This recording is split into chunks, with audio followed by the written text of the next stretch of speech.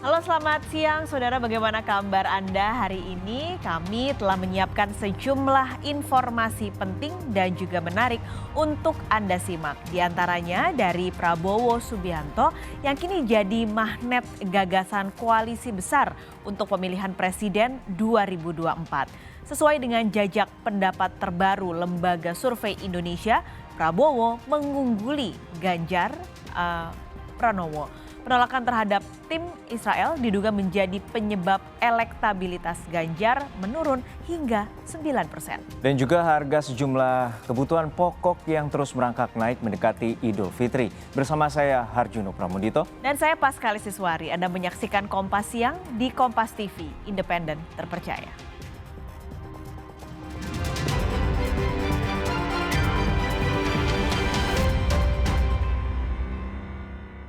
Di stasiun Gubeng, Surabaya, Jawa Timur terpantau ramai warga memilih memudik untuk lebih awal 12 hari sebelum Idul Fitri.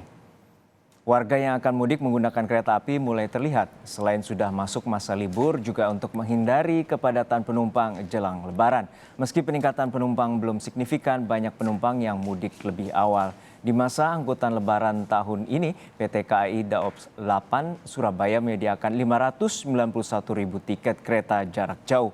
Pada periode keberangkatan pada 14 April hingga 3 Mei, sudah terjual tiket sebanyak 66% dari ketersediaan tiket. Atau mau kemana, Mas? Pulang kampung. Pulang kampung ke Marjo. Kutoarjo. Alasan mudik lebih awal apa, Mas? Ini liburan sekolah. Sudah libur berarti pondoknya ya? Ya. Ini nanti liburan sampai setelah Lebaran. Ya. Berapa hari Mas liburnya nanti? 1 bulan.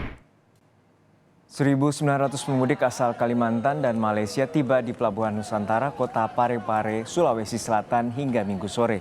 Pengelola pelabuhan menyebutkan jumlah ini adalah akumulasi jumlah pemudik selama 3 hari libur panjang Paskah.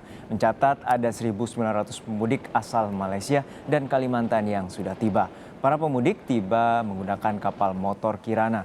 Jumlah pemudik di Pelabuhan Nusantara diprediksi akan meningkat tahun ini.